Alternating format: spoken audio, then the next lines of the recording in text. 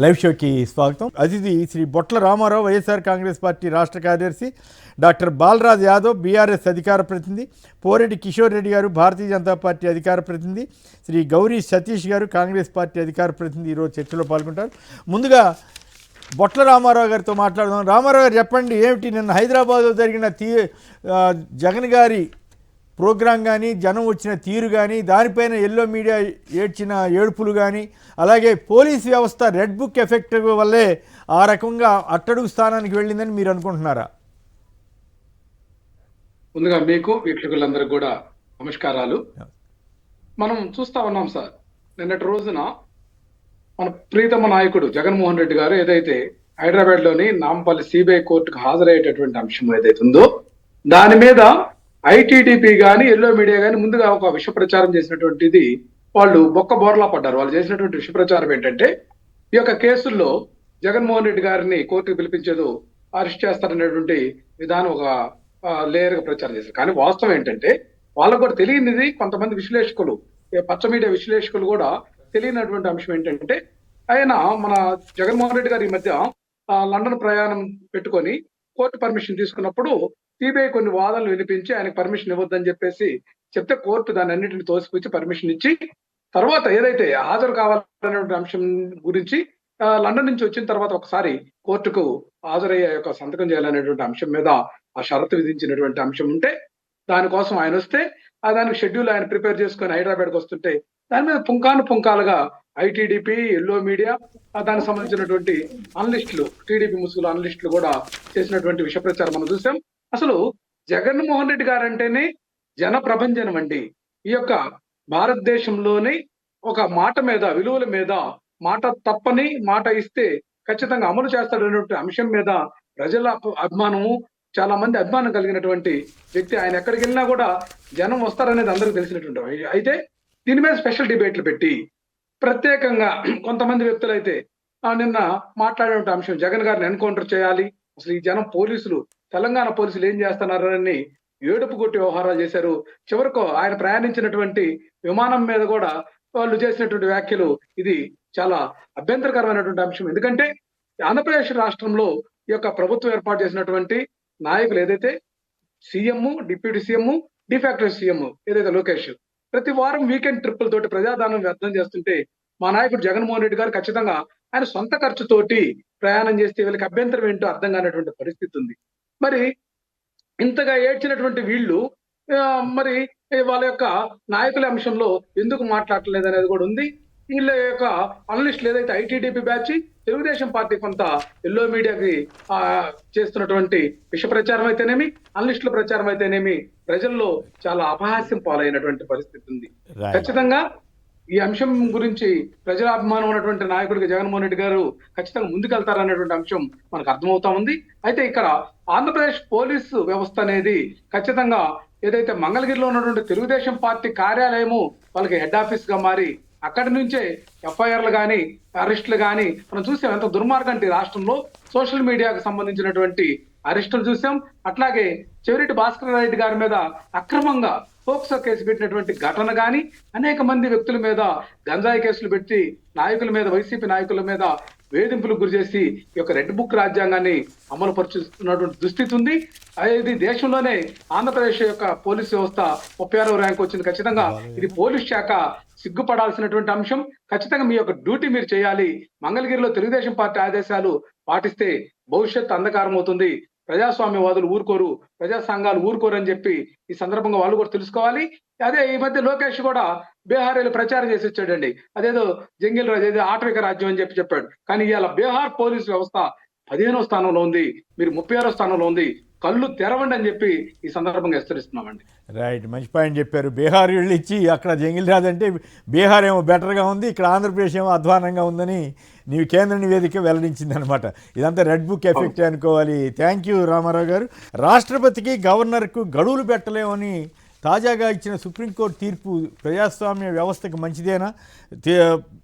దాంట్లో కీలకమైనది ఏంటంటే, బిల్లు కేసు రెండోసారి పంపినా ఆమోదం గవర్నర్ ఇష్టం, అప్పుడు కూడా రాష్ట్రపతికి నివేదించవచ్చు. మంత్రివర్గం సలహా విధిగా పాటించనక్కర్లేదు.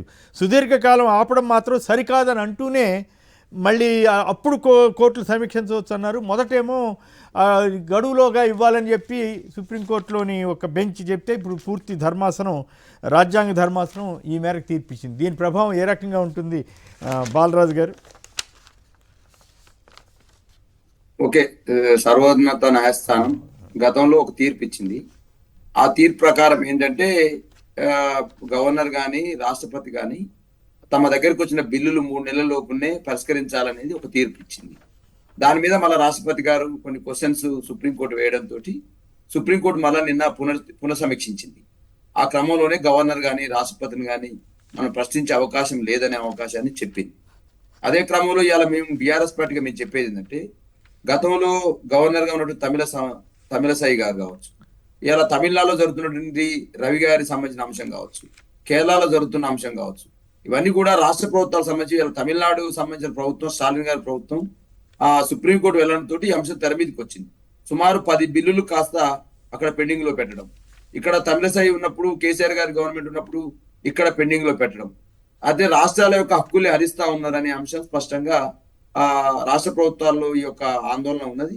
దాని మీదనే ఇలా ప్రభుత్వాలు కోర్టుకు వెళ్ళిన పరిస్థితిలో కోర్టు కొన్ని సందర్భాల్లో ఆపొద్దు, 3 నెలలు ఆపినట్టయితే ఈ బిల్లులు పరిష్కారం అయినట్టే అని చెప్పింది. మళ్ళా రాష్ట్రపతి గారు దాన్ని వెళ్ళడంతో మళ్ళా రాష్ట్రాల హక్కులు హరించే అంశం ఇవాళ స్పష్టంగా తెలియజేయాలి. ఫెడరల్ స్ఫూర్తి అని చెప్తున్నారు, రాష్ట్రాలతో కూడిన కేంద్రం అని చెప్పేసి మాట్లాడుతున్న సందర్భంలో రాష్ట్రాల హక్కులు హరించేటువంటి సందర్భంలో మాత్రం బీఆర్ఎస్ పార్టీగా కొన్ని గవర్నర్ పట్ల, గవర్నర్ అధికారుల పట్ల మాత్రం కొన్ని సందేహాలు ఉన్నాయి, అనేక సందర్భాల్లో వ్యక్తం చేసినాం. Right, okay. సతీష్ గారు ఏమంటారు? కాంగ్రెస్ పార్టీ అధికార ప్రతినిధిగా మీ వాదన ఏమిటి? సుప్రీంకోర్టు ఈ తీర్పు ఇవ్వటం వల్ల అది ప్రజాస్వామ్యానికి మంచిదేనా కాదా?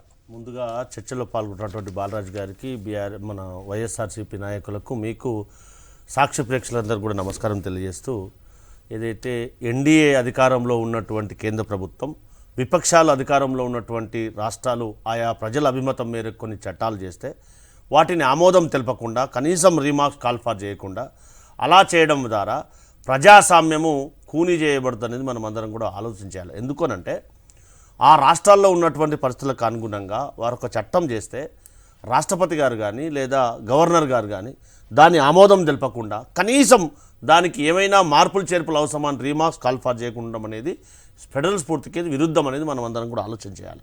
లేదంటే కేంద్రంలో అధికారంలో ఉన్నటువంటి ఏ పార్టీ అయినప్పటికీ కూడా ఆయా రాష్ట్రాల అభిమతం మేరకు ఆ రాష్ట్రాలు బిల్లు రూపొందించినప్పుడు దాన్ని ఆమోదించవలసినటువంటి ఆ రాష్ట్ర ప్రజల ఆమోదం మేరకు రూపొందించబడతాయి. కాబట్టి ఆ విధంగా చేయడం అనేది మంచి పద్ధతి కాదని, మనం ప్రజాస్వామ్యాన్ని పరిరక్షించుకోవాల్సినటువంటి బాధ్యత ఒక కామన్ మ్యాన్గా, రాజకీయ స్ఫూర్తి కలిగినటువంటి రాజకీయ ఆలోచించవలసినటువంటి సమస్య వస్తుంది. రాజ్యాంగం ప్రకారం ఇప్పుడు రాజ్యాంగం అనండి, తీర్పులు అనండి 50% మించి రిజర్వేషన్లు ఇవ్వకూడదని ఒక ఇది ఉంది. కానీ మీరేం చేశారు?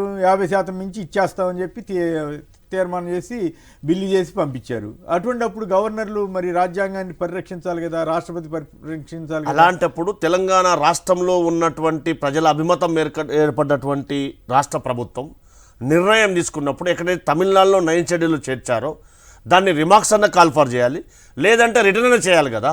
ఏది చేయకుండా ఓళ్ళు పెట్టడం అంటే ఈ ప్రజల యొక్క మనోభావాలు గౌరవించినట్ట, వాళ్ళని అవమానించినట్టు అనేది ఒక రాజ్యాంగబద్ధ సంస్థగా ఆలోచించవలసినటువంటి అంశం. ఏది చేయకుండా ఉండడం చేత అటు ప్రజలకు కానీ ప్రభుత్వానికి కానీ ఏ రకమైనటువంటి సందేశాన్ని పంపినట్టయితుందో కూడా ఒక రాజ్యాంగబద్ధ సంస్థగా ఆలోచించవలసినటువంటి విషయం. అలా చేయడం ద్వారా మిగతా రాష్ట్రాలకు ఒక న్యాయం, ఇంకో రాష్ట్రానికి ఒక న్యాయం చేయడం ద్వారా ప్రజల యొక్క అభిమతాలకు ఏ విధంగా న్యాయం చేసినట్టయితే కూడా మనం అందరం కూడా ఆలోచించవలసిన అంశం. సో అంటే ఒకటి, రాజ్యాంగబద్ధంగా ఉన్నంత వరకు వీళ్ళు ఆపకుండా చూడాలి. కేంద్రమే పెత్తనం చేసే పరిస్థితి వస్తుందేమో అని అనుమానం అయితే కలుగుతుంది కదా. ఇప్పుడు 3 నెలల లోపు పరిష్కరించాలి, లేకపోతే పాసన్ ఉంది. అలాంటి పరిస్థితుల్లో తమిళనాడు ప్రభుత్వం కల్పించుకున్న తర్వాత దాన్ని మళ్ళీ సవరించినటువంటి పరిస్థితి, అత్యున్నతమైనటువంటి న్యాయస్థానం ఫుల్ బెంచ్ కల్పించుకొని సవరించినటువంటి పరిస్థితి. అలాంటి పరిస్థితి ఎందుకు వచ్చింది? అక్కడ తమిళనాడు రాష్ట్రం ఆ విధంగా చేస్తుంది కాబట్టి, విపక్ష పార్టీగా ఉన్నటువంటి పార్టీ అధికారంలో ఉంది కాబట్టి స్టాలిన్ గాంధీ గవర్నమెంట్ అలాంటి పరిస్థితి కలిగించింది కదా. మరి బీజేపీ ఎన్డీఏ కూటమి అధికారంలో ఉన్నటువంటి రాష్ట్రంలో అలాంటి పరిస్థితి ఎందుకు రావట్లేదు?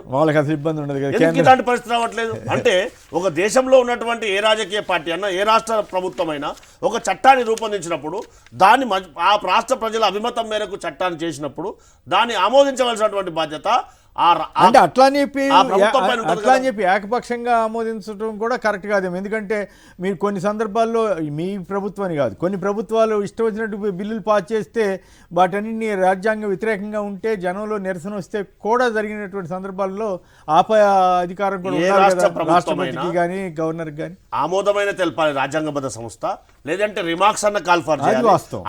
అందులో ఉన్నటువంటి లోటుపాట్లన్నా సవరించండి అని చెప్పి రిమార్క్స్ అన్న కాల్ చేయవలసిన అవసరం ఉంటుంది కదా. ఏది చేయకుండా ఓళ్ళో పెట్టడం అనేది ప్రజల యొక్క అభిమతాన్ని గౌరవించినట్టా లేదా అనేది మనం అందరం కూడా ఆలోచించాలి. ఇది మంచి పద్ధతి కాదు కదా అనేది మనం అందరం కూడా ఆలోచించవలసినటువంటి అంశం. ఇదైతే మొత్తం దేశ ప్రజలంతా కూడా దీని మీద చర్చించాల్సిన అవసరం ఆలోచించాల్సిన అవసరం ఉన్నది కదా. సుప్రీంకోర్టు తీర్పు ఇచ్చినప్పుడు కూడా మరి అత్యున్నత అంతకుముందు పెంచి గడువు పెట్టింది కదా, గడువు ఉంటే మంచిది అంది కదా. మరి ఇప్పుడు అత్యున్నత న్యాయస్థానాన్ని గౌరవించవలసినటువంటి బాధ్యత మన అందరిపైన ఉంది, ఖచ్చితంగా గౌరవిస్తాం. అత్యున్నత న్యాయస్థానం కూడా ప్రజల యొక్క మనోభావాలను కూడా, ఆయా రాష్ట్ర ప్రభుత్వాల మనోభావాలను కూడా గౌరవించవలసినటువంటి అవసరం ఉంటుంది కదా. ఆ రకంగా ఆలోచించాలనేదే కామన్ మ్యాన్ గా ఆలోచన. రైట్. ఇంకా ఇంట్రెస్టింగ్ విషయం ఏంటంటే ఇంకోటి, రైతులు తాగుబోతులు, వాళ్ళు డ్రామా కంపెనీల వాళ్ళు తాగొచ్చి కాన్వాయ్కి అడ్డుపడ్డారని మంత్రి సీతక్క గారు అన్నారంట. నమస్తే తెలంగాణలో ఈ వార్త వచ్చింది, మీరు ఏమైనా కామెంట్ చేస్తారా? నిజంగానే అట్లా అనొచ్చా? అనకూడదు కదా. వాళ్ళు ఏదో ధర్నాలు, వాళ్ళు ఏదో ఆందోళన నిరసన చెప్పడానికి వెళ్తే రైతుల గురించి ఎవరు కూడా అట్లా మాట్లాడరు. మన నమస్తే తెలంగాణ ఏ విధంగా అయిపోయిందంటే అనకపోయినా అన్నట్టు, అంతేనా? ఆ సోషల్ మీడియా కూడా అనకపోయినా అన్నట్టు, లేనిది ఉన్నట్టు చెప్పడం అనేది మంచి పద్ధతి కాదు. ఎందుకనంటే రాజకీయం వేరు, ఈ విధంగా వ్యక్తిగతంగా తప్పకుండా వ్యక్తిగతంగా విమర్శించడం అనేది మంచి పద్ధతి కాదు. ఏ వ్యక్తులనైనా ఏ వ్యవస్థనైనా ఎప్పుడైనా ఒకరిని వీలైతే గౌరవించాలి, లేకపోతే వ్యవస్థగతంగా విమర్శించాలి. కానీ వ్యక్తిగతంగా రైతులను కానీ ఇంకో వ్యవస్థలో పనిచేస్తున్నటువంటి వాళ్ళని కానీ వ్యక్తిగతంగా విమర్శించడం లేదా లేనిది ఉన్నట్టుగా వారిపైన ప్రోవోకేట్ చేయడం అనేది మంచి పద్ధతి కాదు ఈ సమాజంలో అనేది మనం అందరం కూడా ఆలోచన చేయాలి. అధికారం అనేది ఎవరు సొంతం కాదు కదా. మేము ఎక్కడ కూడా గౌరవ మంత్రి గారు, ఆమె డౌన్ టు ఎర్త్ చూసినటువంటి వ్యక్తిగా, ఒక మహిళా మంత్రిగా, 3 సార్లు ఎమ్మెల్యేగా పనిచేసినటువంటి వ్యక్తిగా ఆ విధంగా మాట్లాడుతున్నది మనం కూడా కొంచెం ఆలోచించాలి కదా. గతంలో కనీసం పార్లమెంట్లో, అసెంబ్లీ, సచివాలయంలోకి ఒక ఎమ్మెల్యేగా ఉన్నప్పుడు అలో చేయనటువంటి వాళ్ళు ఈ విధంగా రైతుల గురించి మాట్లాడుతుంది అంటే ఎందుకనంటే ఒక డౌన్ టు ఎర్త్, అత్యంత కింది స్థాయి నుంచి పైకి వచ్చినటువంటి వ్యక్తిగా, అన్ని విషయాలు తెలిసినటువంటి వ్యక్తిగా ఆ విధంగా మాట్లాడుతుంది. వారి యొక్క స్వభావం కూడా మనం అందరం కూడా ఆలోచన చేయాలి. అలాంటిది కాదు అనేది కదా. కరోనా టైంలో బాలరాజు గారిని అడుగుదాం మరి, వారి పత్రిక కదా. అంబటి రామకృష్ణ యాదవ్ గారు, ఏపీ పిసిసి ప్రధాన కార్యదర్శి. నమస్కారం, మాట్లాడండి. ఇప్పుడు మీరు క్వశ్చన్ అడిగారు సార్, రిజర్వేషన్స్ గురించి 50% దాటకూడదు, దాటితే అది చట్టవిరుద్ధం అవుతుంది కాబట్టి అటువంటి బిల్లు ఆమోదించాలా అని అడిగారు. అయితే కాన్స్టిట్యూషన్ లో 50% దాటద్దని లేదు సార్. సుప్రీంకోర్టు పరిధిని విధించింది 50% దాటడానికి వీలు లేదు. 50% మించి కనుక రిజర్వేషన్స్ ఇస్తే మేము దాన్ని సమీక్షిస్తామని సుప్రీంకోర్టు చెప్పిందే తప్ప రాజ్యాంగంలో ఎక్కడ లేదు సార్. అవును, రాజ్యాంగం కాదు. ఇక్కడ ఒక పాయింట్ రైట్, సుప్రీంకోర్టు తీర్పు ఇచ్చింది, పార్లమెంట్ ఏమీ దాన్ని రివర్స్ చేయలేదుగా, చేసే అధికారం అదే సార్ చెప్తున్నా సార్. సో ఏ రకమైన రిజర్వేషన్ కూడా 50% దాటద్దు అన్నప్పుడు ఈడబ్ల్యూఎస్ 10% రిజర్వేషన్ తీసుకొచ్చినప్పుడు అది సుప్రీంకోర్టు దాన్ని ఏం కొట్టేలేదు సార్. సుప్రీంకోర్టు పార్లమెంట్ నిర్ణయం కదా. ఎస్ సార్, పార్లమెంట్ నిర్ణయం నేను అనేది. అదే విధంగా రిజర్వేషన్లు జనాభా దామాషా ప్రకారం రాష్ట్రానికి సంబంధించి పెంచుకునే అధికారం కానీ తగ్గించుకునే అధికారం కానీ రాష్ట్రాలకు కూడా అధికారం ఉంది సార్. ఆ రాష్ట్రానికి సంబంధించి అది ఎలాగంటే సైంటిఫిక్ ప్రాసెస్ లో జనాభా లెక్క తీసి ఎస్సీ వర్గీకరణ విషయంలో అట్లా చెప్పారు కదా, చెప్పారు. సో అది తదనుగుణంగా జనాభా లెక్కలు తీసి ఈ జనాభా ఇంతున్నారు అని రాజ్యాంగ పరిధిలోనే ఈ రాష్ట్రం తీసుకొచ్చిన తర్వాత దీన్ని ఒప్పుకోవాల్సిన ఆలోచన, ఒప్పుకోవాల్సిన పద్ధతి బ్రాడర్ సెన్స్ లో ఆ సుప్రీంకోర్టు జడ్జెస్ ఉండాలి తప్ప ఒక వర్గాన్ని 75 సంవత్సరాలుగా వాళ్ళు ఎంతమంది ఉన్నారో తేల్చడానికి ఇష్టపడకపోవడం ఎంతవరకు న్యాయం అనేది కూడా మనం ఆలోచించాలి కదా. ఇప్పుడు ఏమవుతుంది చెప్పండి? ఇప్పుడు సుప్రీంకోర్టు ఫైనల్ గా రాజ్యాంగ ధర్మాసనం ఈ రకమైన తీర్పు ఇచ్చింది, ఇప్పుడు ఏమవుతుంది? సుప్రీంకోర్టు ఇచ్చిన తీర్పు సరే, వాళ్ళు వయా మీడియాగా ఎవరికి ఇబ్బంది లేకుండా తీర్పు ఇచ్చారు కానీ, బట్ ఎథికల్ గా చూసుకున్నప్పుడు గవర్నర్స్ కానీ ప్రెసిడెంట్ ఆఫ్ ఇండియా కానీ డెఫినెట్ గా ఆ చట్టాలను తొక్కి పెట్టడం అనేది వాళ్ళ దగ్గర ఏళ్ల తరబడి ఉంచుకోవడం అనేది ఏ రకమైన న్యాయానికి వాళ్ళు లోబడి ప్రవర్తిస్తున్నట్టు, రాజ్యాంగానికి లోబడి ప్రవర్తిస్తున్నట్టు అనేది ఒక ఆత్మసాక్షి కూడా వాళ్ళు సమాధానం చెప్పుకోవాలి కదా. అంటే రాష్ట్రపతి అన్నా BJP కనీసం రాష్ట్రపతి అన్న ఎలక్టెడ్, పార్లమెంటు లేకపోతే శాసనసభలు అన్ని కలిపి ఎన్నుకున్నాయి. గవర్నర్ అయితే నామినేటెడే కదా మోస్ట్ అంతా కదా. బీజేపీ పాలిత రాష్ట్రాల్లో ఒక న్యాయం, బీజేపీ పాలిత రాష్ట్రాల్లో ఒక న్యాయం అనేది గవర్నర్ వ్యవస్థ ద్వారా ఈ కేంద్ర ప్రభుత్వం మనం ఈ రాష్ట్రాల పట్ల వివక్ష మనం కేంద్రంలో చూపిస్తా ఉన్నప్పుడు- అట్టగా చేసాంలే కానీ కాకపోతే ఇప్పుడు opposition నేను ఉన్నారు ఏమంటున్నానంటే కొమ్మేని గారు గతంలో లోటుపాట్లు జరిగి ఉన్నాయి లేదా తప్పు Okay. జరిగి ఉంటే దాన్ని సమీక్షించుకొని మనం అభివృద్ధి దిశగా తప్పులు సరిదిద్దుకొని మంచి దిశగా ప్రయాణించాలి తప్ప గతంలో ఒక Right. పొరపాటు జరిగింది కాబట్టి మేము ఇంకొక 10 పొరపాట్లు చేస్తాం అని ఈ రోజు ఎన్డీఏ ప్రభుత్వం మాట్లాడితే దాన్ని మనం సమర్థించలేం కదా కొమ్మేని గారు. నేను సమర్థించమంటలా, కాకపోతే నేను నా బాధ్యతగా నేను రిఫర్ చేయాలి కాబట్టి Yes, sir. చేశాను. మీరు గతంలో ఒకటి రెండు ఏదన్నా జరిగి ఉంటే దాన్ని ఆధారం చేసుకొని వాళ్ళు చేయకూడదు చేసే కదా మొత్తం అనేది నీ వాళ్ళ వాదన. కళ్ళలో సృష్టిస్తామంటే అది న్యాయం కొమ్మేని గారు. జవహర్లాల్ నెహ్రూ గారి కాడి నుంచి ఆయన విమర్శిస్తున్నారు దేశ ప్రధాని గారికి. మనం ఏం చేస్తాం, ఇక అది ఒక ట్రెండ్గా మారుతా ఉంది. ఇప్పుడు జనం చరిత్ర పాఠాలు రాసినప్పుడు అప్పుడు చరిత్ర పాఠాలు చదువుకోవాలా పిల్లలు, లేదా ఇప్పుడు రాస్తున్న పాఠాలు చదువుకోవాలా అనే సందేహం కూడా వస్తూ ఉంది. ఇప్పుడు వీళ్ళు చేస్తున్న పని వల్ల ఇప్పుడు చరిత్ర పట్ల ఈ టీవీ సమీక్షలకు వచ్చే వాళ్ళు మాట్లాడే వాళ్ళు ఎవరైనా ఉందో లోతుగా చరిత్ర నేర్చుకోవాల్సిన పరిస్థితి ఏర్పాటు అంటే చేశారు. చరిత్ర అనేది కూడా ఎవరికి అనుకూలంగా వాళ్ళు మార్చేసే పరిస్థితి. ఇప్పుడు ఆ రోజులు ఇందిరాగాంధీ గారి టైంలో అనుకుంటా టైమ్స్ క్యాప్సూల్ అని చెప్పి ఒక చరిత్ర అంతటిని రికార్డ్ చేసి ఓ చోట నిక్షిప్తం చేసిన సందర్భం ఉంది. మరి ఇప్పుడు చరిత్ర రకరకాలుగా పార్టీలు మారితే చరిత్రలు మారిపోతాయి అనేది కూడా చర్చనీయాంశం. చూద్దాం మరి దీని పరిణామ క్రమం. మరి కాంగ్రెస్ పార్టీ అధికారికంగా నేషనల్ లెవెల్లో ఎట్లా స్పందిస్తుంది ఏమిటి అనే దాని మీద కూడా చూద్దాం. థ్యాంక్ యూ రామకృష్ణ గారు. ఇక ఏమిటి చెప్పండి బాలరాజు గారు, మీ మంత్రి గారు అన్నది అనుండకపోవచ్చు, మీరు కావాలని రాసి ఉండొచ్చు అనేది మన సతీష్ గారు అనుమానం. ఇప్పుడు కేఎస్ గారు ఇలా పత్రికలో వచ్చిన వాస్తవాల్ని ఒక్కసారి అంగీకరిస్తే మంచిది. ఒకవేళ వారి తప్పులు తెలుసుకుంటే మంచిది.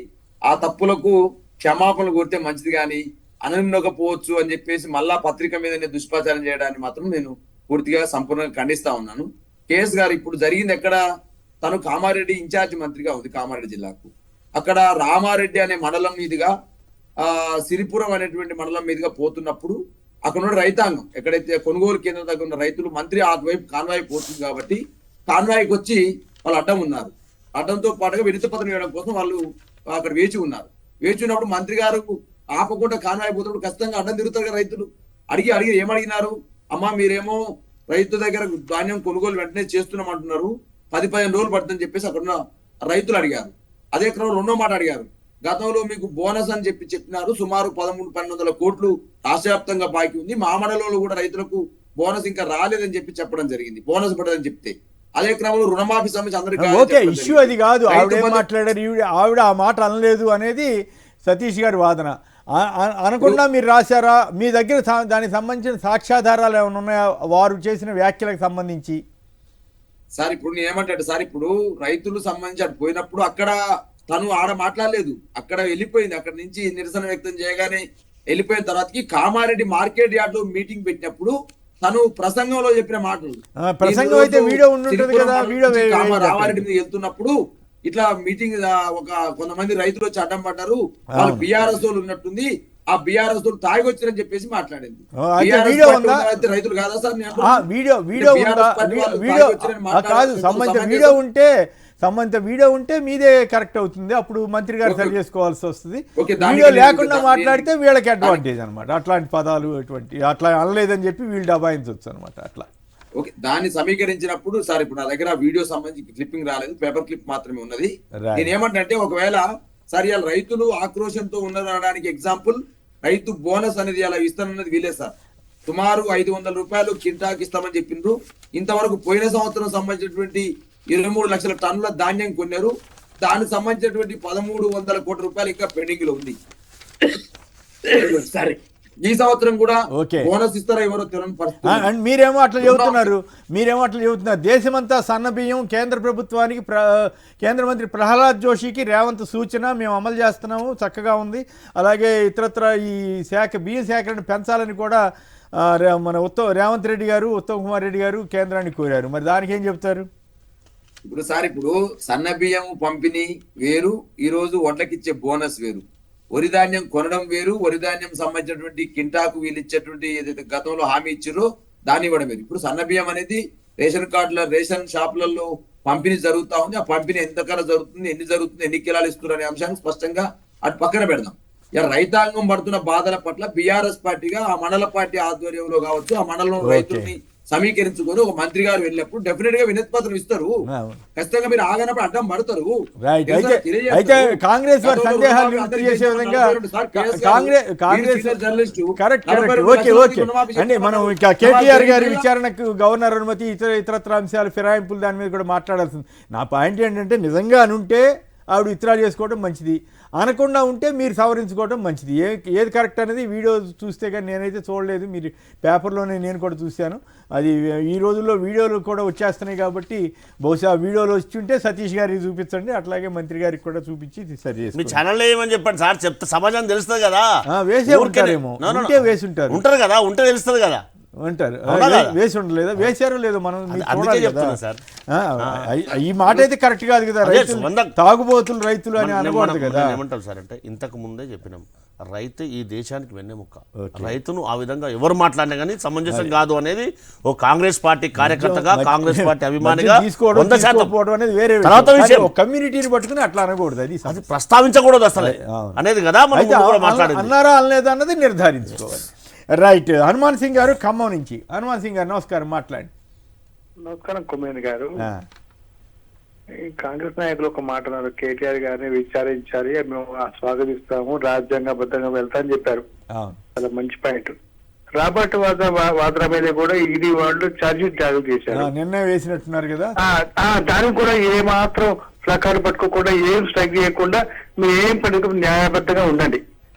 అప్పుడు మీరు అక్కడ అక్కడ అక్కడ అరెస్ట్ చేస్తుంటేనేమో వీళ్ళు ఎగురుతారు, ఇక్కడ మాత్రం స్వాగతిస్తారు, రాజ్యాంగబద్ధం అంటారు. అదొక పాయింట్ అండి. రెండో పాయింట్ సీతక్క గారు అన్నారా అనలేదా అంటే అది అనంది మాత్రం ఏ పత్రిక సరే ఒకటి వెలుగు పత్రిక జనరల్ గా రాయరు, అట్లా జరగదు. ఓపెన్ గా రాయటం అనేది జనరల్ గా ఉండదు. కాకపోతే ఇవాళ రేపు ఏంటంటే వీడియో సాక్ష్యాలు ఉంటాయి కాబట్టి అది తేలిగ్గా పరిష్కారం అవుద్ది ఆ ఇష్యూ. చెప్పండి, కంప్లీట్ అండి. సార్ ఇంకోటి, హలో మాట్లాడండి, వినపడతాను. ఇప్పుడు అన్ని ఛానల్ చూస్తున్నాం, ఇప్పుడు వెలుగులో రకరకాల అలిగేషన్స్ ఉన్నాయి, అవి నమ్మాలా మేము? ఇష్టం అది. దానికి నేనే చెప్తానది. ఇప్పుడు ఎవరి భావజాలాన్ని బట్టి వాళ్ళు చేయొచ్చు, భావజాలం తప్పలేదండి. అలిగేషన్ చేయాలంటే ఏ పత్రిక కూడా అంత పిచ్చిగా చేయరు, అది వాస్తవం. నేను కూడా దాంతో మీతో ఏకీభవిస్తున్నాను. అయితే కేవలం పత్రికల్లో వచ్చిందే కాకుండా వీడియో కూడా సాక్షి ఉంటే అప్పుడు ఆమె డిఫెన్స్లో పడతారు కదా, అది నేను చెప్పే పాయింట్. రైట్. ప్రకాష్ గారు హైదరాబాద్ నుంచి. ప్రకాష్ గారు నమస్కారం, మాట్లాడండి. Good morning sir. నమస్కారం సార్. ఇది సుప్రీంకోర్టు తీర్పు గురించి ప్లీజ్ చెప్పండి. ఇప్పుడు ఈ ఎన్డీఏ ప్రభుత్వం వచ్చిన తర్వాత ఇన్స్టిట్యూషన్స్ అన్ని ఇండిపెండెన్స్ కోల్పోయినాయి. ఎలక్షన్ కమిషన్ లాంటిదే ఇదైపోయింది. మొన్న కూడా మీరు డిబేట్ పెట్టాలని మాట్లాడటం కుదరదు ఆ రోజు ఈ బీసీ రిజర్వేషన్ గురించి. అప్పుడు కూడా ఇప్పుడు కోర్టులో ఒక్కొక్కసారి ఒక్కొక్కలాగా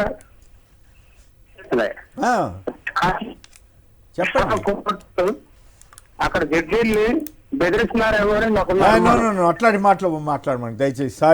సారీ అట్లాంటివి మీరు మనం మాట్లాడకూడదు, అది పద్ధతి కాదు. అది అధికారికంగా ఎవరైనా విమర్శ చేస్తే దానిని మాట్లాడుకోవచ్చు తప్ప మనకుగా మనం అట్లా మాట్లాడడం తప్పు.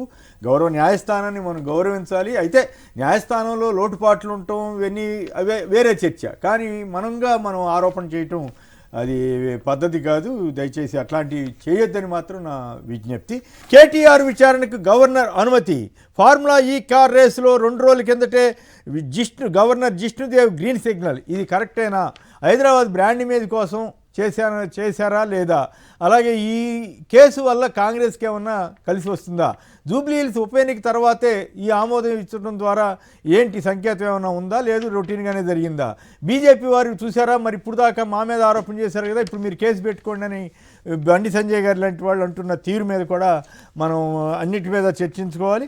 అలాగే రాజమౌళి గారికి సంబంధించి ఎందుకు బీజేపీ వారు సడన్గా కాస్త ఎక్కువగా విమర్శలు చేయడం, కేసులు పెట్టడం, ఇట్లాంటివన్నీ ఎందుకు చేస్తున్నారు హిందూ సంఘాల పేరుతో కానీ ఇవన్నీ కూడా. అదే టైంలో ఆంధ్రప్రదేశ్లో ఏం జరిగినా కూడా బీజేపీ వాళ్ళు ఎందుకు నోరు మెదపలేని పరిస్థితిలో పడుతున్నారు అన్నది కూడా మనం మాట్లాడుకోవచ్చు. ఫిరాయింపులపై తీర్పు రిజర్వ్ చేశారట. ఫిరాయింపుల మీద మరి ఇంకా తొందరగా నిర్ణయం అవుతుంది. కేటీఆర్కి సంబంధించినటువంటి విచారణలో ఛార్జ్షీట్ వేసేందుకు మార్గం సుగమమైంది. అయితే ఐఏఎస్ అరవింద్ కుమార్ విచారణకు కేంద్ర ప్రభుత్వం అంటే డిపిటిఓ నుంచి ఇంకా అనుమతి రాలేదట. మన బీజేపీ పక్షాన ఆ పార్టీ కార్యదర్శి సీనియర్ నేత ప్రకాష్ రెడ్డి గారు మనతో మాట్లాడడానికి సిద్ధంగా ఉన్నారు. ప్రకాష్ రెడ్డి గారు చెప్పండి, కేటీఆర్ గారి మీద విచారణకి అనుమతి ఇవ్వటం ద్వారా ఏం జరుగుతుంది? కేవలం డైరెక్ట్గా ఛార్జ్షీట్ వేసేస్తారా, లేదా అరెస్ట్ వరకు వెళ్తారా? ఇది హైదరాబాద్ బ్రాండ్ ఇమేజ్ని దెబ్బతీసే ప్రమాదం ఏమైనా ఉంటుందా? ఇది ఎవరితో మ్యాచ్ ఫిక్సింగ్ తోటి నడుస్తూ ఉందన్న దాని మీద ఇప్పుడు ఈ అర్థం కాని పరిస్థితి ఏర్పడుతోందా? ముందు మిత్రులందరికీ నమస్కారం, మీకు కూడా కొమ్మినేని గారు నమస్కారం. ఇప్పుడు కేటీఆర్ గారి ఈ ఫార్ములా ఈ రేస్ సంబంధించినటువంటి ప్రొసీజర్స్ ఫాలో కాలేదు కాబట్టి ఆయనను ఏసీబీ ఎంక్వైరీ చేయడం కోసం అనుమతి కావాలని గతంలోనే గవర్నర్ గారిని అడిగారు. గవర్నర్ గారు ఇచ్చారు కూడా. అంటే వాళ్ళను ఇన్వెస్టిగేట్ దర్యాప్తు చేయడానికి ఇచ్చారు. దర్యాప్తు తర్వాత దర్యాప్తు ఆధారంగా ఇప్పుడు ఛార్జ్ షీట్ ఫైల్ చేయడం కోసం అనుమతి అడిగారు. కాబట్టి ఛార్జ్ షీట్ కూడా ఇప్పుడు ఇవ్వలేదనే ఆరోపణలు కూడా నిన్న చాలా ఈసారి ఎలక్షన్స్, జూబ్లీ ఎలక్షన్ సందర్భంగా కూడా అయినప్పటికీ కూడా ఇప్పుడు గవర్నర్ గారు ఛార్జ్ షీట్ ఫైల్ చేయడం కోసం అనుమతి ఇచ్చారు. కాబట్టి అనుమతి ఇచ్చినప్పుడు సహజంగా ఏసీబీ ఎంక్వైరీ చేస్తుంది. ఏసీబీ ఎంక్వైరీ దాన్ని సుమోటగానే ఈడీ కూడా ఎంక్వైరీ చేస్తుంది. ఎందుకంటే డబ్బు సంబంధించిన అంశం అది. ఒక ప్రభుత్వం నుంచి మా ప్రొసీజర్స్ ఫాలో కాకుండా ఆ నిధులు ఒక సంస్థకు పోయినాయి అనేటువంటిది ఆరోపణ. దాంట్లో మొత్తం కేంద్రం ఉన్న ఆరోపణ కూడా అదే. ఇక దాని తర్వాత ఆ డబ్బులు ఎటు పోయినాయి, వాళ్ళ దగ్గర ఉన్నాయా, వాళ్ళ దగ్గర ఉంటే ఆ డబ్బులు ఇంకా ఆ తర్వాత ఎటు మారినాయా, చేతులు మారినాయా, ఇవన్నీ కూడా ఇన్వెస్టిగేట్ చేసేందుకు ఇది కూడా దాంట్లో భాగస్వామ్యం అవుతుంది. కాబట్టి ముందు ఇన్వెస్టిగేట్ చేయాల్సినటువంటి దర్యాప్తు చేయాల్సిన బాధ్యత రాష్ట్ర ప్రభుత్వాన్ని. ఏసీబీ దర్యాప్తు చేయాలి. ప్రొసీజర్ ఫాలో కాకపోతే కూడా మంత్రులకు అది బాధ్యత ఉంటుంది. మంత్రుల దగ్గర అధికారులకు కూడా బాధ్యత ఉంటుంది. మీరు అన్నట్టు డిఓపిటి పర్మిషన్ అంటే 2018 కంటే ముందు ఇవన్నీ లేవు సార్ కొమ్మినేని గారు. 2018 కంటే ముందు ఈ అమెండ్మెంట్ రాకముందు అంటే విచక్షణ రహితంగా ప్రయోగం జరుగుతుంది ప్రతిపక్షాల మీద దాంతో వచ్చినటువంటి ఒక పరిణామం ఇది. అధికారుల విషయంలో కూడా హైయర్ ఆఫీసర్తో పర్మిషన్ తీసుకోవాలి. ఒక ఐఏఎస్ ఆఫీసర్ కి డిఓపిటి తీసుకోవాలనేది. డిఓపిటి కూడా ఇస్తుంది, పెద్ద ఇష్యూ కాదు. బట్ ఛార్జ్ షీట్ ఫైల్ చేయడానికి, ఇన్వెస్టిగేట్ చేయడానికి, ఛార్జ్ షీట్ ఫైల్ చేయడానికి డిఓపిటి అనుమతి అవసరం. ఛార్జ్ షీట్ ఫైల్ నా ప్రశ్న ఏంటంటే కాదు ప్రకాష్ రెడ్డి గారు, నా ప్రశ్న ఏమంటే ఆల్రెడీ ఏసీబీ వాళ్ళు 2 సార్లు పిలిచారు, మాట్లాడారు, మీ ఇష్టం. ఆయన ఓపెన్గా చెప్పాడు. బహుశా నాకు తెలిసి అఫ్కోర్స్ తెలుగు రాష్ట్రాల్లో ఒక మంత్రి గవర్నర్ అనుమతి ఇవ్వడం కూడా ఇదే ఫస్ట్ ఆఫ్ ఇట్స్ కైండ్ ఉండొచ్చు ఈ మధ్య కాలంలో. అలాగే ఒక మంత్రి నేను హైదరాబాద్ ప్రమోషన్ కోసం, హైదరాబాద్ బ్రాండ్ ఇమేజ్ కోసం నేనే ఇచ్చాను అని ఓపెన్గా ఒప్పుకున్నాడు కదా ఆయన. ఇంక ఇప్పుడు అరెస్ట్ చేయాల్సిన అవసరం ఏమైనా ఉందా? నేను ఇందాక మీ బండి సంజయ్ గారి వీడియో అవన్నీ వింటే వెంటనే అరెస్ట్ చేస్తారా లేదా ఇట్లా మాట్లాడినట్లుగా నాకు అనిపించింది. నేను బండి సంజయ్ గారి ప్రెస్ అంటే మాట్లాడినటువంటి బయటప్పుడు నేను కూడా ఉన్నాను సార్. విలేకరు అడిగిన ప్రశ్నకే సమాధానంగా చెప్పారు. అది ఒక అంశం. అయితే ఇప్పుడు హైదరాబాద్ బ్రాండ్ ఇమేజా లేకపోతే భారతదేశం బ్రాండ్ ఇమేజ్ ఇది కాదు ప్రశ్న. మీరు మౌలికంగా ఏవైతే విధి విధానాలు పాటించి నిధులను కేటాయించాలో అట్లా ఆ విధంగా ట్రాన్స్ఫర్ చేశారా లేదా అనేటువంటిదే ప్రశ్న. నా ఇన్స్ట్రక్షన్స్ మీద వాళ్ళు చేశారు. హైదరాబాద్ బ్రాండ్ ఇమేజ్ కోసం ఏమైనా చేస్తామంటే అది కుదరదు సార్. హైదరాబాద్ బ్రాండ్ ఇమేజ్ కోసం ఏమైనా చేస్తాం అనేటువంటి అంటే ఏ ప్రభుత్వం ఏమైనా చేస్తుంది. అట్లా కాదు. మీకు న్యాయ వ్యవస్థ కావచ్చు, కార్యనిర్వాహక వ్యవస్థ కావచ్చు, ఎగ్జిక్యూటివ్ డిపార్ట్మెంట్ కూడా ఎందుకుంది మరి? ఇప్పుడు అసిస్టెంట్ సెక్షన్ ఆఫీసర్ ఫైల్ ఎందుకు రాయాలి, సెక్షన్ ఆఫీసర్ ఎందుకు ఉండాలి, సెక్రటరీ ఎందుకు ఉండాలి? ఇవి ప్రొసీజర్ ఫాలో కావాలి. ప్రొసీజర్ ఫాలో కాలేదు అనేటువంటిది ఆరోపణ ఇప్పుడున్నటువంటిది. కాకపోవడం వల్ల ఈ నిధులు దుర్వినియోగం. ఇప్పుడు ఏమవుతుంది చెప్పండి? ఇప్పుడు ఏం జరుగుతుంది? అరెస్ట్ చేస్తారా లేక డైరెక్ట్ గా ఛార్జ్ షీట్ వేసి కేసు నడుపుతారా? ఇప్పుడున్నటువంటి అంటే నేను అనుకుంటున్నా, నేను ఊహిస్తున్నా లేదని ఆశిస్తున్నా కూడా సార్, ప్రభుత్వం దాన్ని సక్రమంగా పూర్తి స్థాయిలో దర్యాప్తు చేయాలి. దర్యాప్తు చేసిన తర్వాత సార్ నిధులు ఎక్కడ ప్రజల సొమ్ము ఎటు పోయింది అనేది ఐడెంటిఫై చేయాలి. అది కేటీఆర్ గారి ద్వారా పోయిందా, ఇంకొకటి ద్వారా పోయిందా వేరే విషయం. అది ఎవరి ద్వారా పోయినా ప్రజల సొమ్ము దారి మళ్ళిందా, మళ్ళీ Right. ఎంత పోయింది, ఎవరి దగ్గర దారి పోయింది? మళ్ళినట్లు ఎక్కడ చెప్పట్లేదు కదా, దారి మళ్ళినట్లు చెప్పట్లేదు. అంటే నేను ఇప్పుడు ఆ డబ్బులు ఒక కంపెనీకి ఇచ్చారు సార్. అవును, ఖర్చు ఆ పెట్టారు కంపెనీ- కదా, ఖర్చు పెట్టారు కదా వాళ్ళు అక్కడ. కాదు ఖర్చు పెట్టింది చివరి అంకం కాబట్టి ఖర్చు పెట్టేది ఈ ప్రభుత్వం మళ్ళీ వాపస్ తెచ్చుకోవాలనేటువంటి కూడా పెండింగ్ ఉంది కేసు. కాబట్టి ఆ నిధులు అక్కడ ఉన్నాయా, ఉంటే వాళ్ళు ఇస్తారా, ఇస్తే వాళ్ళు ఏ రూపంలో ఇస్తారు, ఇన్ని సంవత్సరాలు ఇదొక అంశము. దాని ప్రొసీజర్ ఫాలో కాకపోతే కూడా నైతిక బాధ్యత ఎవరిది అనేది కూడా అంశం అది. కాబట్టి నేను చెప్పాను, రాజు యువరాజు వ్యవస్థ కాదు సార్, ప్రజాస్వామ్యంలో ఉన్నాం. అంటే చాలా రాజ్యాంగానికి కట్టుబడి ఉన్నాం కాబట్టి అన్ని మీరు సీనియరే, నాకు అవగాహన ఉంది. చాలా సందర్భాల్లో మొత్తం నిబంధనలతో సంబంధం లేకుండానే చేసిన సందర్భాలు చాలా ఉన్నాయి. అత్యవసరాన్ని బట్టి. ఇప్పుడు అటు కాదండి, నాకు గుర్తు, ఇప్పుడు ఉదాహరణకి నక్సలైట్లు కొంతమంది ఐఏఎస్ ఆఫీసర్ని కిడ్నాప్ చేశారు. అప్పుడు గవర్నమెంట్ రూల్స్ అని పెట్టుకుని కూర్చుందా? వాళ్ళు ఎవరిని అడిగితే వాళ్ళని తీసుకెళ్ళి అప్పచెప్పింది. అట్లాగే బీజేపీ గవర్నమెంట్ ఉన్నప్పుడు కాందహార్ విమానం కిడ్నాప్ జరిగింది, హైజాక్ జరిగితే అప్పుడు రూల్స్ ప్రకారం ఎవరిని వదిలిచేయడానికి అని లేదు కదా, మనమే తీసుకెళ్ళి అప్పచెప్పొచ్చాం కదా టెర్రరిస్ట్ని. అంటే నేను చెప్పేది అట్లా చేయమని కదా నా ఉద్దేశం అన్నిట్లోనూ. కానీ ఒక్కోసారి ఉపయోగం ఉంటుందా ఉండదా అనేది చూడాలి, అంతే. నేనేమంటా సార్, ఇవి ఉపయోగాలు అందుకోసం చెప్తాను, దర్యాప్తు సంస్థలు దర్యాప్తు చేయడం, నిధులు ఎక్కడున్నాయో గుర్తించడం. ఎవరు చేయలేదు, అట్లా కాదు, ఎవరు చేయలేదు, మొట్టమొదటిసారి జరిగిందని మీరు అంటే అట్లా కాదు. అన్ని పార్టీలు, అన్ని ప్రభుత్వాలు ఇట్లాంటి చాలా చేసి సార్ చాలా నిధులు, నాకు నా అనుభవం, మీకు కూడా అనుభవం ఉంటుంది. మార్చి 30 నాడు చాలా నిధులను ఇచ్చేస్తారు ముందు, ఎందుకంటే ఆ రోజు తర్వాత ల్యాబ్స్ అవుతాయి. కానీ ఇచ్చిన తర్వాత పోస్ట్ అప్రూవల్ తీసుకుంటారు సార్. పోస్ట్ అప్రూవల్ కూడా అంతే ప్రాసెస్, అంటే అదొక వెసులుబాటు రాష్ట్ర వ్యవస్థలో. పోస్ట్ అప్రూవల్ కూడా తీసుకోకపోతే నిధులు ఎక్కడ. ఒకసారి బీఆర్ఎస్ ఆయన బాలరాజు గారు ఏమంటారు? బాలరాజు గారు ఏంటి ఆత్మరక్షణలో పడ్డట్టు అయిందా? కేటీఆర్ గారు ఎట్లా రియాక్ట్ అవుతారు, మీ పార్టీ ఎట్లా రియాక్ట్ అవుద్ది? అరెస్ట్ అవుతారు అనుకుంటున్నారా, లేదు ఛార్జ్ షీట్ వేసి కేసు కోర్టులో తేల్చుకోమని చెప్తారు అనుకుంటున్నారా? ఏమిటి ఈ పరిణామ క్రమం? కేఎస్ గారు, ఇప్పుడు ఫార్ములా రేస్ కంటే ముందు ఇంతకుముందు మమ్మల్ని క్వశ్చన్ అడిగారు. ఏంటది? ఇంతకుముందు సీతక్క గారు మాట్లాడిన వీడియో సంపాదించారు ఈలోగా, ఏమన్నారు ఒకసారి వినండి మీరు, ప్లీజ్ చెప్పండి. వినపడలేదు సార్. ఈ వీడియోలో ఇద్దరు తాగిన వాళ్ళు ఉన్నారు. కామారెడ్డిలో షబ్బీర్ అలీ గారితో పక్కన ఉన్నారు. షబ్బీర్ అలీ గారితో ప్రెస్ మీట్ మార్కెట్ యార్డ్ లో ప్రెస్ మీట్ పెట్టినప్పుడు ఒక ఆయన వచ్చి నాకు అడ్డం పడ్డారు, అడ్డం పడి వినతిపత్రం ఇస్తామన్నారు. వారెమ్మడి ఇద్దరు తాగుబోతులు ఉన్నారు. ఆ తాగుబోతులు ఆ బండికి అడ్డం పడే సందర్భంలో చెప్పిన మాటలు అన్నీ మాట్లాడుతున్నారు సార్. ఇలా ఇంకో మాట కూడా అన్నది, ఏది మీరు పిక్కు కాలం సెట్ చేసుకుని మీరు ఏమన్నా గులాబీ రైతులా, లేకపోతే మీరు ఏమన్నా టీఆర్ఎస్ పార్టీలో ఇంకో మాట కూడా అన్నది సార్. కేఎస్ గారు ఒక మంత్రిగా రాజ్యాంగం మీద ప్రమాణం చేసి తన మీద ఒక మంచి పేరుంది, సీతక్క గారు అంటే మంచి మంత్రి అని చెప్పేసి మంచి మనిషి అని. ఈ విధంగా సీతక్క గారు ఆ సహనం కోల్పోయి మాట్లాడుతున్నారా, లేకపోతే ఈ విధంగా మాట్లాడాలని కాంగ్రెస్ పార్టీ చెప్తా ఉందా? 100% వస్తారు సార్. నాకు 1 minute టైం ఇవ్వాలి. మా బాలాజీ భాయ్ చెప్పినట్టుగా వారి మాటలోనే అర్థం ఉంది. ఒక రైతు ప్రభుత్వ సమావేశం అవుతా ఉంటే సమాధానం చెబుతున్నారా? చెప్పండి. ఒక నిమిషం ఆగండి సార్. గౌరీ గారు, టైం సరిపోదు. కేటీఆర్ గారు మీరు ఏదైనా మాట్లాడచ్చు, బీఆర్ఎస్ మాట్లాడండి.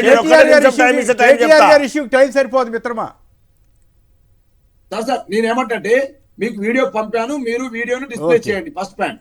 రెండోది నేనేమంటే గౌరీ సతీష్ గారు ఇవాళ కేటీఆర్ గారి గురించి మాట్లాడుతున్నారు వీళ్ళు, ఏది ఫార్ములా రేస్ సంబంధించి. సార్ ఫార్ములా రేస్ నిర్వాహకుల సంబంధించి 2022లో ఒప్పందం జరిగింది. 4 సీజన్లకు సంబంధించి ఈ కార్ రేస్ నిర్వహించాలని చెప్పేసి ఒప్పందం జరిగింది. ఫస్ట్ సీజన్ అయిపోయింది. ఫస్ట్ సీజన్ అయిపోయినాక 2023లో సంబంధించి 2వ సీజన్ నిర్వహణ కోసం వాళ్ళు నిధులు అడిగారు. ఆ రోజు ఎలక్షన్ సమయంలో మేము ఏం చేశాము, ఎలక్షన్ నోటిఫికేషన్ ముందే 2 ఇన్స్టాల్మెంట్ ఇచ్చాం, 23 కోట్లు ఇచ్చాం. ఆ విధంగా ఇచ్చిన తర్వాతకి మళ్ళా మూడో ఇన్స్టాల్మెంట్ సంబంధించి ముఖ్యమంత్రి గారు రేవంత్ రెడ్డి గారు చేసిన తర్వాతకి సచివాలయంలో వచ్చి అడిగారు, సార్ పైసలు మా దగ్గర ఉన్నవి, ఫస్ట్ ఇన్స్టాల్మెంట్ మా దగ్గర ఉన్నవి, సెకండ్ ఇన్స్టాల్మెంట్ మా దగ్గర ఉన్నవి, 3వ ఇన్స్టాల్మెంట్ పైసలు మీరు ఇస్తే ఈ రేస్ నిర్వహిస్తామని చెప్పారు. ఎందుకు నిర్వహించలేరు సార్? ఎందుకు పైసలు వాళ్ళు రికవరీ ఎందుకు చేయలేరు? ఎందుకు నిర్వహణ చేయలేరు? కావాల్సుకొని సార్ ఆ రోజు కేటీఆర్ గారు స్పష్టంగా ప్రెస్ మీట్ లో చెప్పినారు, ఎక్కడ ఏసీపీ కూడా చెప్పినారు.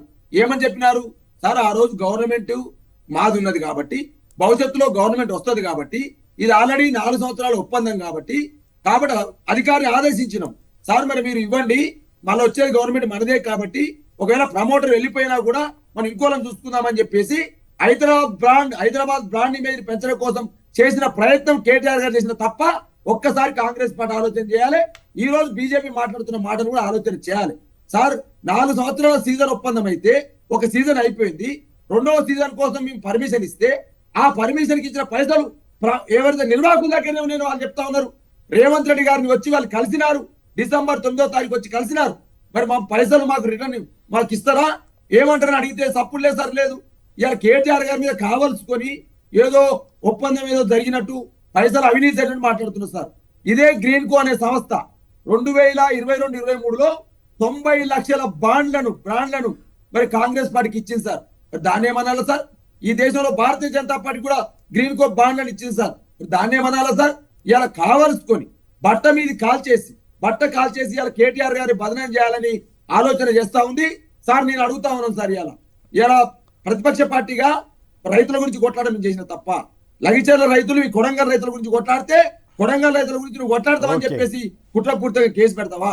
గతంలో కాదా సార్ చంద్రబాబు నాయుడు డైరెక్షన్ లో 50 లక్షల రూపాయల సంచుల ముఠాతోటి ఇదే ముఖ్యమంత్రి రేవంత్ రెడ్డి గారు ఇవాళ ప్రభుత్వ సలహాదారు ఉన్నటువంటి ఎం నరేందర్ రెడ్డిని ఎమ్మెల్సీ చేయడం కోసం పైసలు ఇచ్చిన మాట వాస్తవం కాదా? ఆ పైసల ముఠాతోటి చంద్రబాబు నాయుడు డైరెక్షన్ లో నువ్వు దొరికిన మాట వాస్తవం కాదా? దొరికితే నిన్ను కేసు పెట్టి జైల్లో వేస్తే నేను జైల్లో ఉన్నా కాబట్టి కేటీఆర్ కూడా జైల్లో ఉండాలి. ఆ రోజు నువ్వు 50 లక్షలు అడ్డంగా దొరికి జైల్లో ఉన్నావు రేవంత్ రెడ్డి గారు ముఖ్యమంత్రి గారు. మా కేటీఆర్ గారు ఇలా హైదరాబాద్ బ్రాండ్ ఇమేజ్ ని పెంచడం కోసం ఏదో 54 కోట్ల రూపాయల్ని ఆ ప్రభుత్వ సంస్థకు ఆ సంస్థ ట్రాన్స్ఫర్ చేస్తే మా మీద అకారణంగా కేసు పెడతామనే ప్రయత్నం చేస్తా ఉన్నారు. చేయండి, మీరు ఎన్ని కేసులు పెడతారో పెట్టుకోండి. ఇవాళ న్యాయం ఉంది, చట్టం ఉంది, రాజ్యాంగబద్ధమైన సంస్థల్ని మేము నమ్ముతాం, న్యాయపరంగా మేము కొట్లాడతాం. బీఆర్ఎస్ పార్టీగా మీరు ఒక ప్రజల కోసమే కొట్లాడుతుంటే హైదరాబాద్ బ్రాండ్ మీద పెంచడం కోసం ప్రయత్నం చేస్తే మీరు కేసు పెడతామంటే పెట్టండి, జైల్లో వేయండి, ఖచ్చితంగా జైలుకి పోతాం చెప్పేసి కూడా మాట్లాడారు. నాగేశ్వరరావు పర్చూరు నుంచి. నాగేశ్వరరావు నమస్కారం, మాట్లాడండి సంక్షిప్తంగా. నమస్కారం అండి. బీజేపీ ప్రకాష్ రెడ్డి గారితో మాట్లాడు విషయం చెప్పండి, మీ కామెంట్ మీరు చెప్పండి. ఏం లేదండి, నిన్న రాజమౌళి గారి మీద ఏదో అన్నారని పెట్టారు కదండి. అవును అవును, అతను సినిమాలు బ్యాన్ చేయాలని అది ఇది మాట్లాడారండి. అవును, రాజమౌళి మా తెలిసే మాట్లాడలేదు, నాకు దేవుని మీద నమ్మలేదు అన్నారండి. అది ఆయన వ్యక్తిగత దానికి సినిమాలకి ఏం సంబంధం లేదండి. ఆంధ్రప్రదేశ్ లో ఇన్ని బోధాలు జరుగుతుంది, తిరుమల ఏం జరుగుతుందో తెలుసుకోవాలండి ముందు. అక్కడ తిరుపతిలో మందు తాగుతున్నారు, బిర్యానీలు తింటున్నారు. వాటితో పాటు విశాఖలో గోమాంసం, పిఠాపురంలో కల్తీనయ్యి ఇన్ని జరుగుతున్నా కూడా ఎక్కడ బీజేపీ కిక్కురు అంటలేదు. దానికి ఏం చేస్తాం, ఆయన నాకే సంబంధం అంటారు ప్రకాష్ రెడ్డి గారు. రైట్, ఓకే చెప్పండి. వారు చెప్పిన ఒకటే పాయింట్ చెప్తా సార్. నిన్న బండి సంజయ్ గారు చాలా స్పష్టంగా చెప్పాడు, రాజమౌళి గారు వ్యక్తిగతంగా చెప్పారు, వారికి దేవుడు అమ్మవారు మంచి మనసు ఇవ్వాలని కోరుకుంటారని చెప్పారు సార్. అంత సింపుల్ గా. మీ మాధవీలత గారు తిరగలికి తిప్పి మరి తిప్పారు కదా, మరి అదే మాధవీలత గారు తిరుమల లడ్డు అనగానే అమ్మో అనుకుంటే వెళ్ళిపోయారు కదా, మరి విశాఖ ఎందుకు వెళ్ళలేదు? మిగతా అనేక చోట్ల జరుగుతున్నాయని అని చెప్తున్నారు. వాటన్నిటి చోట్ల కనీసం మీ ఏపీ బీజేపీ కనీసం ఖండనిచ్చి గట్టిగా నిలబడిని కూడా నిలబట్టలేదు కదా. ఇప్పుడు కేటీఆర్ గారి మీద ఇష్యూ వచ్చింది, స్కిల్ స్కాము, రకరకాల స్కాములన్నీ చంద్రబాబు గారి మీద వస్తే కనీసం సిబిఐ ఎంక్వైరీ చేయమని ఆనాటి గవర్నమెంట్ రాస్తే కనీసం కిక్కురు మనకుండా కేంద్రం కూర్చుంటే జనానికి అనుమానం వస్తుంది కదా, ఇదంతా కుంభక్ రాజకీయం అని. అది సమస్య.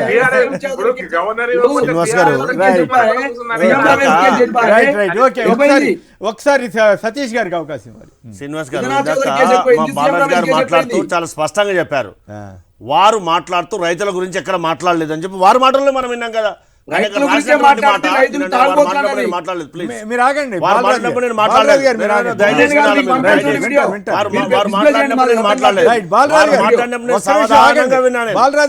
సావధానంగా విన్నాను. ఇద్దరు ఒకసారి మాట్లాడితే వినపడదు ఎవరికి. నేనేం చెప్తున్నా అంటే వారు మాట్లాడిన మాటల ఆధారంగా రైతులు అని ఎక్కడ మంత్రి గారు ప్రస్తావించలేదు. పింకు షర్ట్లు వేసుకొని వచ్చిండ్రు ఇద్దరు, ఈ విధంగా డిస్టర్బ్ చేయడం కరెక్ట్ కాదు అని చెప్పి స్వయంగా మంత్రి గారు మాట్లాడారని చెప్పి మాట్లాడారు. అదొక విషయం. అయితే హైదరాబాద్ బ్రాండ్ ఇమేజ్ పెంచడానికి ఎన్నికలు అవుతున్నప్పుడు, ఎన్నికల నియమావళి అమల్లో ఉన్నప్పుడు కూడా మేము హైదరాబాద్ బ్రాండ్ ఇమేజ్ పెంచడానికి బ్యాంకు నిబంధనలు కూడా పాటించకుండా మేము ఏమన్నా చేస్తామంటే ఇది ఎక్కడ ప్రొసీజర్ ప్రకారం చేయవలసినటువంటి పని వాళ్ళు చేశారా? కనీసం క్యాబినెట్ అప్రూవల్ లేకుండా, కనీసం బ్యాంకు నియమ నిబంధనలు పాటించకుండా మేము అధికారంలోకి వచ్చిన తర్వాత ఆర్బీఐకి ట్రాన్సాక్షన్స్ అన్ని ఆపేస్తామంటే 8 కోట్ల రూపాయలు ప్రజాప్రభుత్వము ఆర్బీఐకి ఫైన్ కట్టిందా లేదా? ఇవన్నీ కదా బ్రాండ్ ఇమేజ్ పెంచాలంటే ఏదంటే చేయొచ్చా? తర్వాత వారు చెప్పినటువంటి మాటని మేము నెక్స్ట్ గవర్నమెంట్ వస్తాం, మేము ఏదన్నా చేస్తాం, హైదరాబాద్లో ఉన్నటువంటి నాలాలన్నీ చెరువులన్నీ వివిధ సంస్థలకన్నీ కూడా అప్పచెప్తాం అంటే ఎంతవరకు కరెక్ట్? దాంట్లో భాగంగా ఎక్కడైతే బాలరాజు గారు మీరు సమాధానం చెబుతున్నారు, బాలరాజు గారు సమాధానం చెబుతున్నారు, శ్రీనివాస్ గారు ఈ కార్ రేస్ జరిగిందో 55 కోట్ల రూపాయలు బ్యాంకు నిబంధనలకు వ్యతిరేకంగా ట్రాన్సాక్షన్ జరిగినాయో, ఎక్కడైతే వారికి బాండ్స్ రూపంలో నిధులు వచ్చినాయో అవి వాస్తవం కాదా? దాంతో పాటుగా ముఖ్యంగా మనం ఆలోచన చేయాలి. ఎవరికి బాండ్స్ రూపంలో? TRS party. మరి వాళ్ళే గ్రీన్ కో వాళ్ళు మీకు కూడా ఇచ్చారంట కదా? వారు మాకు ఇచ్చారని చెప్పారు కదా, వారికి ఎంత మొత్తంలో వచ్చినాయి కూడా చెప్పుకోవాలి కదా, ఏ విధంగా వచ్చాయో కూడా ఆలోచన చేయాలి కదా. తప్పకుండా చెప్పాలి కదా. దాంతో పాటు పాయింట్ చెప్పారు బీఆర్ఎస్ నాయకులు. ఎస్, ఆ సంస్థ నిర్వాహకులు గౌరవ ముఖ్యమంత్రి గారిని వచ్చి విషయం చెప్తే మాకు తెలిసింది, ఈ విధంగా వాళ్ళు చేశారు, మాకు ఈ విధంగా చెప్పారు అని చెప్పిన తర్వాత మాకు తెలిసినటువంటి పరిస్థితి. కాబట్టి దీన్ని లోతుగా జప్తుకు వెళ్ళాల్సినటువంటి అవసరం ఉంది అని చెప్పి గౌరవ ముఖ్యమంత్రి గారు కల్పించుకొని దీన్ని ఎంక్వైరీ చేయాలని చెప్పి ఆదేశిస్తే అప్పుడు మళ్ళీ ఈడీ ఎంటర్ అయింది. ఈడీ ఎంటర్ అయ్యి దాన్ని ఎంక్వైరీ చేయడానికి ఛార్జ్ షీట్ వేయాలంటే మళ్ళీ గవర్నర్ గారు ఆమోదం తీసుకోవడానికి ఇన్నాళ్ళు పట్టింది. ఖచ్చితంగా ఈ కార్ రేస్ ఫార్ములాలో వారు చేసినటువంటి బ్రాండ్ ఇమేజ్ కాదు, బ్రాండ్ ఇమేజ్ పేరుతో డబ్బులు దండుకున్నటువంటి పరిస్థితి ప్రత్యక్షంగా మనకు కనిపిస్తుంది కదా. ఎస్, వారు కడిగిన ముత్యమే, ఎలాంటి తప్పు చేయలేదు. మరి లొట్టపీస్ కేసు ఇదెంత అదెంత అని ఎందుకు మాట్లాడాలండి? ఎందుకంటే అహంకారపూరితమైనటువంటి మాటలు ఏం అవసరం చెప్పండి. నేను తప్పే చేయలేదండి, నేను తప్పే మాట్లాడలేదు, నేను ఎందుకు నాలుగు కలుసుకోవాల్సిన అవసరం వస్తుంది? ఒక మానవత్వం ఉన్న మనిషిగా మనం ఆలోచన చేయాలి కదా. సాటి మంత్రిగా ఒక షాడో ముఖ్యమంత్రిగా పనిచేసినటువంటి గౌరవ కేటీఆర్ గారు ఆ విధంగా ఏం చేస్తారు చెప్పండి? ఖచ్చితంగా ఛార్జ్ షీట్ వేస్తాం. ప్రభుత్వం ప్రజాధనాన్ని వారి సొంత డబ్బు కాదు, ప్రజాధనం ఏ విధంగా వృధా అయింది, అది ఏ విధంగా మనీ లాండరింగ్ జరిగిందో ఖచ్చితంగా అయింది. కాబట్టి మేము భారతీయ జనతా పార్టీ ఎన్డీఏ ప్రభుత్వం ఎవరితో కుమ్మక్కైన మొన్నదాకా మీరు కాంగ్రెస్ బీఆర్ఎస్ కుమ్మక్కైందని బీజేపీ వాళ్ళు అన్నారు, వాళ్ళేమో బీజేపీ కాంగ్రెస్ కుమ్మక్కైందని వాళ్ళు అంటారు. శ్రీనివాస్ సార్ గారు స్ట్రేట్ ప్రశ్న, మేము ఛార్జ్ షీట్ కోసం ఎప్పుడు అప్పీల్ చేసినాం గౌరవ గవర్నర్ గారిని, ఎన్ని రోజులకు వచ్చిందో, ఎందుకు డిలే అయిందో వారు సమాధానం చెప్పాలి. ఎక్కువ మాట్లాడితే మీనింగ్లెస్, వాల్యుబుల్ టైం ఈ వీక్షకులందరూ కూడా కన్ఫ్యూజ్ అవుతారు, వీళ్ళు అర్థం లేని మాటలు మాట్లాడుతున్నారని చెప్పి కూడా వాళ్ళు కూడా ఆలోచన చేస్తారు. ఎందుకు డిలే అయిందో వారే సమాధానం చెప్పాలి. ఎప్పుడైనా ఏదన్నా ఫైల్ పోయినప్పుడు కానీ ఇందాకనే మనం మాట్లాడినా, మనం రాజ్యాంగబద్ధ సంస్థలు ఏది కూడా డిలే చేయకుండా రిమార్క్స్ చేయాలి. నాకు డౌట్, జూబ్లీహిల్స్ ఉప ఎన్నిక అయిన తర్వాత బీజేపీ వాళ్ళు ఏమన్నా కావాలని బీఆర్ఎస్ని ఇబ్బంది పెట్టడం కోసం చేశారనుకోవాలా, లేదా కాంగ్రెస్కి ఉపయోగపడాలని చేశారా, లేదు ధర్మబద్ధంగా చేశారా? మరి ధర్మబద్ధంగా చేశారా లేదా భారతీయ జనతా పార్టీ కానీ రాజ్యాంగబద్ధ సంస్థలైనటువంటి వారే సమాధానం చెప్పాలి. మేమే చెప్పగలుగుతాం. అరెస్ట్ దాకా వెళ్తారో ఛార్జ్ షీట్ వేసి ఖచ్చితంగా చట్టం ఏ పని చేయాలో ఆ పని ఖచ్చితంగా ప్రొసీజర్ ప్రకారం మేము ప్రొసీజర్ ప్రకారం ప్రజాధనాన్ని వృధా చేశారు కాబట్టి దాన్ని రక్షించవలసిన చేస్తాం. కేఎస్ గారు నేను ఒక ఆరోపణ చేస్తా ఉన్నాను. రామోజీ ఫిలిం సిటీలో ఉపరాష్ట్రపతి గారు, ఈ రాష్ట్ర గవర్నర్ గారు, కిషన్ రెడ్డి గారు, బండి సంజయ్ గారు, చంద్రబాబు నాయుడు గారు, రేవంత్ రెడ్డి గారు ఎప్పుడైతే రామోజీ ఎక్సలెన్స్ అవార్డు కార్యక్రమంలో పాల్గొన్నారో ఆ రోజు రేవంత్ రెడ్డి గారు స్పీచ్ వినండి, మీరు నేను పంపిస్తాను. ఏమని మాట్లాడారు? రాష్ట్ర ప్రభుత్వాలకు గవర్నర్లు సహకరించాలి అంటే ఏం జరిగింది మిలాఖతు? ఎవరు చెప్తే చేసిరు మీరు? సతీష్ గారు మీ మాయ మాటలు ఎవరు నమ్మరు. మిలాఖత్ అయింది రహస్య బంధం ఏందో అర్థమవుతుంది. మీరు ఒకవేళ సార్ ఇలా హైదరాబాద్ బ్రాండ్ ఇమేజ్ పెంచడానికి కాదంటున్నారు సార్, ఎక్కడైనా అవినీతి జరిగిందా? ఎక్కడైనా కేటీఆర్ గారి జేబులో పైసలు వెళ్ళాయా సార్? కాంగ్రెస్ పార్టీ కూడా దేనికో అనే సంస్థ బాండ్లు ఇచ్చింది సార్. 2022 ఏప్రిల్ 8వ తారీఖు నుంచి 11 మధ్య కాంగ్రెస్ పార్టీకి సుమారు 90 లక్షల రూపాయల కాంగ్రెస్ పార్టీకి బాండ్లను ఇచ్చింది సార్. మరి దీని ఏమంటారు సార్? మరి దాన్ని ఏమైనా అవినీతి అన్నారా? మరి దాని నీకు ఒక న్యాయం, బీఆర్ఎస్ కో న్యాయం ఉంటుందా? బీజేపీ పార్టీకి కూడా 2022 అక్టోబర్ 8న 2 కోట్ల విలువైన బాండ్లను ఆల్రెడీ చెప్పారు. అది అయితే నా పాయింట్ ఏమంటే కాదు బాలరాజు మీరు ఒక ఇంట్రెస్టింగ్ పాయింట్ లేవనెత్తారు. రామోజీ ఫిలిం సిటీలో ఉపరాష్ట్రపతి గారు స్వయంగా గురు శిష్యులని చంద్రబాబు గారిని రేవంత్ రెడ్డి గారిని ఉద్దేశించి కాదు అక్కడ తెలుగుదేశం అట్లాగే బీజేపీ వాళ్ళతో పాటు బహుశా ఈయన ఒక్కడే ఉన్నట్టున్నారు. కాంగ్రెస్ ప్రతినిధిగా ఉన్నారా, అదే కాంగ్రెస్ ముఖ్యమంత్రిగా ఉన్నారు, ఈయన ఒక్కడే ఉన్నారా కాంగ్రెస్ పక్షాన్ని, ఇంకెవరైనా ఉన్నారా అన్నది నాకు సందేహం. అయితే ముఖ్యమంత్రి మాట్లాడుతున్న మాటల్ని అక్కడ సిపి రాధాకృష్ణకి అర్థం కాలే. ఏమంటుండండి అని అంటే వెంకయ్యనాయుడు గారు అడిగారు. వెంకయ్యనాయుడు గారు ఏం చెప్పారు? ఇంకో వెంకయ్యనాయుడు గారు ఉన్నప్పుడు బాగా సహకరించారు అన్ని ప్రభుత్వాలకు, మీరు కూడా అట్టే సహకరించమంటుండు, గవర్నర్లకు అదే చెప్తుందని చెప్పిన మాట వాస్తవం కాదా సార్? ఎవరితో ములాఖత్ అయ్యారు సార్? ఇవాళ 100% నేను ఇవాళ మళ్ళీ శ్రీధర్ బాబు గారు వీళ్ళందరూ కూడా వెళ్ళారు కదా, ఒక్క రేవంత్ రెడ్డి గారు వెళ్తేనే కుమ్మక్కని ఎట్లా అంటారు మీరు? మరి అక్కడ మాటలు చూస్తే అదే కనపడుతుంది కదా సార్. రాష్ట్ర ప్రభుత్వాలు సహకరించాలి, గవర్నర్లు సహకరించాలి, ఆ తర్వాతే ఈ పరిణామం జరిగిందంటారు మీరు. అంటే మీ మంత్రి కేసుని ఆమోదించమనా, కేటీఆర్ గారిని అరెస్ట్ కు అనుమతి ఇవ్వమని అడిగినట్ట దాంట్లో మీరు? కాబట్టి ఆ రోజు అయిపోయింది కార్యక్రమం, బట్టి అనుమతి వచ్చేసింది. మరి దాని కనబడదా? కేఎస్ గారు మీరు సీనియర్ జర్నలిస్టు, అనేక సంవత్సరాల నుంచి రాజకీయాలు చూస్తా ఉన్నారు. ఇవాళ కేటీఆర్ గారు చేసిన తప్పేందో ఒకసారి కాంగ్రెస్ పార్టీ చెప్పాలి. నేను ఈ విషయంలో ఈ విషయంలో నా అభిప్రాయం అయితే ఇది అసలు పెద్ద కేసు కాదు, కానీ అనవసరంగా దీన్ని ఒక ఇష్యూ చేశారేమో అనేది నా వ్యక్తిగతమైనటువంటి అభిప్రాయం. ఎందుకంటే ఏ మంత్రి కూడా నా అనుభవంలో ఒక మంత్రి నేను హైదరాబాద్ కోసం చేశాను, నేనే బాధ్యుడని చెప్పిన బహుశా ఏకైక మంత్రి కేటీఆర్ అవుతారు. అది తర్వాత కేసు రూల్స్ ప్రకారం ఏం జరుగుతుంది అది వేరే విషయం. బట్ నా ప్రశ్న ఏమంటే ఇప్పుడు నిజంగానే కుమ్మక్కు రాజకీయం అని అంటున్నారు వారు ఒకటే పార్టీ అధ్యక్షులు ఉన్నటువంటి బీఆర్ఎస్ పార్టీ నాయకులు ఉద్యమ సమయంలో 1,00,000 నాంగలు పెట్టి దుంతా అని చెప్పారు రామోత్సవం. మరి ఎందుకు దున్నలేదండి? ఎందుకు ప్రేలాపనలు వేలారండి? ఎందుకు ప్రజలను తప్పుతో విటిగా మాట్లాడారు? నమో సిటీకి పోయి నమో నారాయణ అని మాట్లాడినటువంటి వాళ్ళు అంటే పుటకో మాట మాట్లాడుతున్నటువంటి వాళ్ళు వారా కాదా? అంటే ఈ విధంగా డైవర్ట్ చేసినటువంటి మాటలు మాట్లాడడం సమంజసం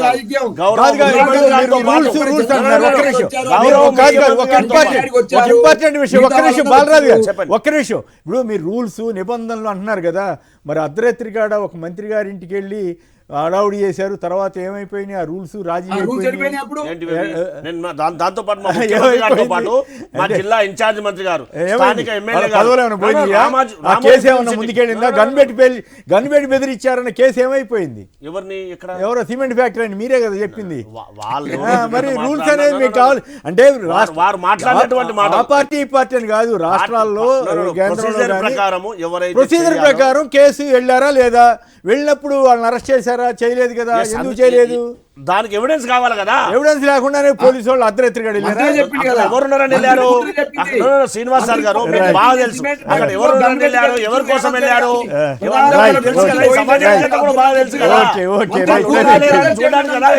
టైం అయిపోయింది.